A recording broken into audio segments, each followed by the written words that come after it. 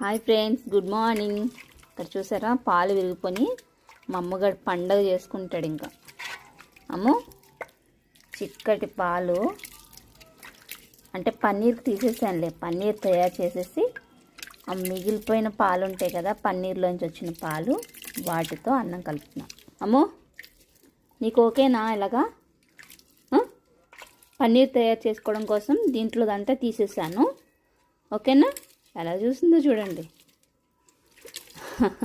ఆకలి వచ్చిందమ్మా, పెట్టేస్తా. పాలన్నా పెరుగన్నా ఎంత ఇష్టమో అమ్మకి. అమ్మో, ఇలా ఉన్నా తాగేస్తుంది పాలు.